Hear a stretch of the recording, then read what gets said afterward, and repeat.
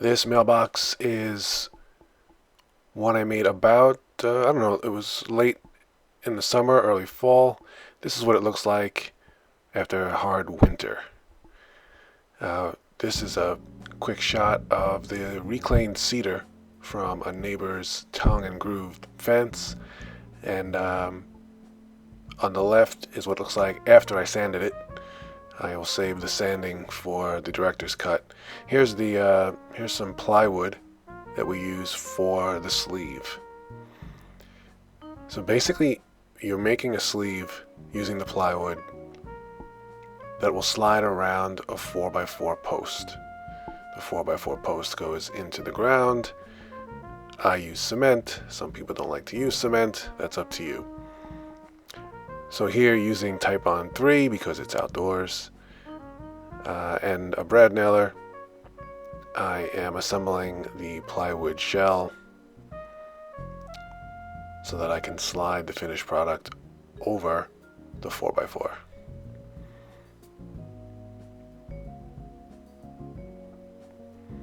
Cleaning up some of the glue.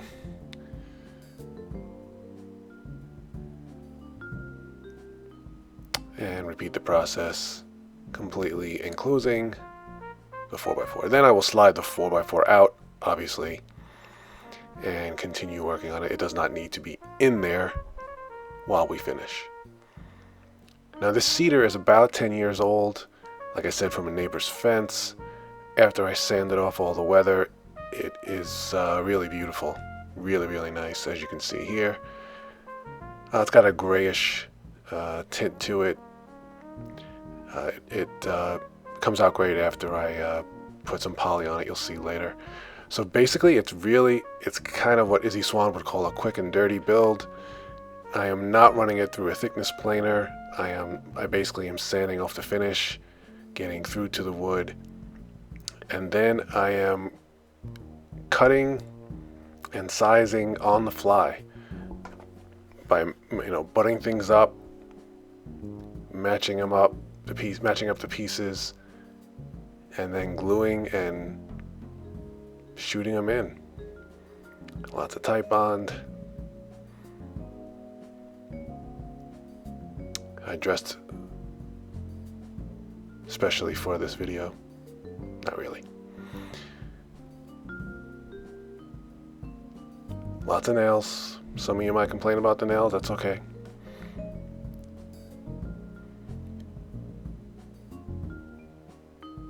I don't show every rip. I don't show every chop with the chop saw. Like I said, I'll save that for the director's cut. Basically, you're going to clad your sleeve with the cedar. I had cedar. It doesn't have to be cedar. I'm going to make some in the future with some pallet wood, and I will just seal it really well. Some of the pallet wood is great hardwood. It's beautiful. That I will have to run through a thickness planer. But this was straight enough and relatively flat enough for my liking. Plus, I kind of like the way it looks. It's got some gaps between. It doesn't fit perfectly. The pieces don't fit perfectly together. It leaves some gaps, but you'll see at the end, it has a definite look to it, and I like it. Having a little problem with a piece that won't get quite flush, but I take care of that later. I think I wound up putting a screw through that piece to kind of get it to do what I wanted it to do. So on one side, you just need 2 strips. It's actually, one, and you'll have to trim down the second one. But on the other side, you're gonna have 2 full strips, and then it leaves you with a gap down the center, and you can be pretty efficient with this or I could with the wood that I had,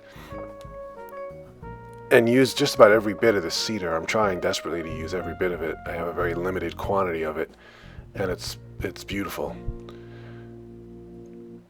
So basically, you're cladding that whole sleeve. Now I measured up about 40 inches for where the mailbox will sit.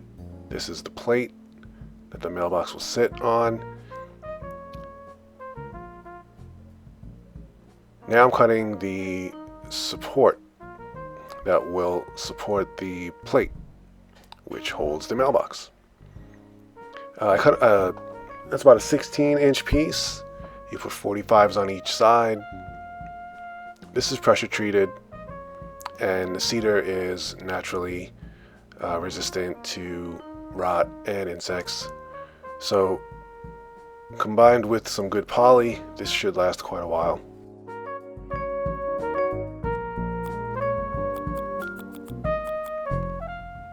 And again, I ran out of cedar. I had to sand a couple of pieces down. This is the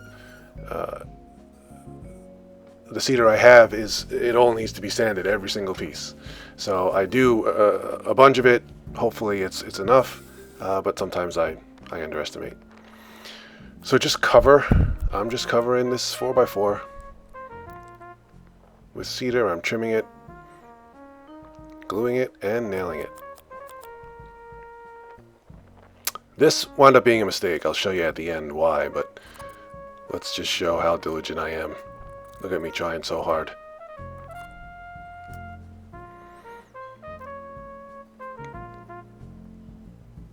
Use glue and screws for this part. And there's a quick shot where I just want to show you how I attach it. I put 2 screws in the bottom. You got 3 screws through the plate.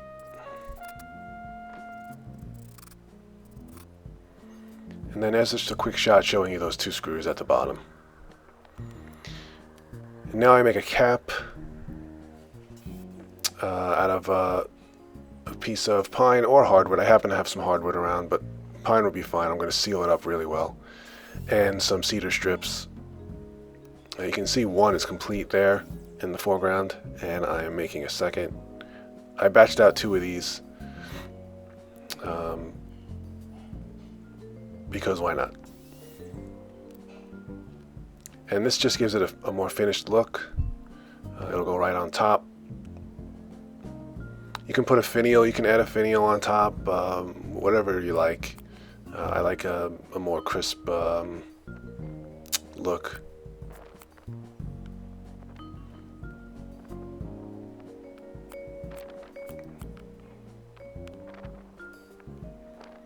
And that's it. Lots of tight bond, a few nails, back and forth to the chop saw.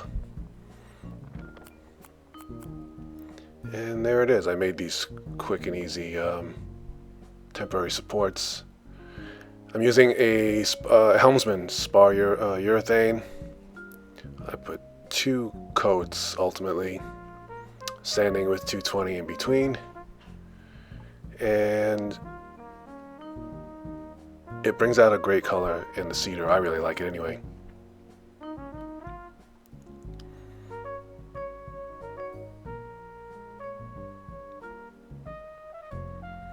Now we're coming up to the big mistake. Let's show you what I did wrong. I didn't realize that the back of a mailbox, it has a ridge. It goes all the way around. And so you need to leave a gap between the end of the plate and the actual post, and I did not. So off camera, I took care of that. Took out those screws, and boom, there we go. With my very fancy not Beats by Dr. Dre headphones. You can also see the top is a little off. I need to trim that level so the cap looks a little funny, but there you go. Like I said, use anything you like. You can use pine boards, you can use some pallet boards. This is a perfect thing for pallet boards if you can square them up a bit. Half a sheet of plywood or 1 sheet of plywood, because you need these are about 5 feet tall from bottom to top. The picture in the beginning, you saw I put a little trimmer on the bottom. I decided not to do that with these 2, and that's that.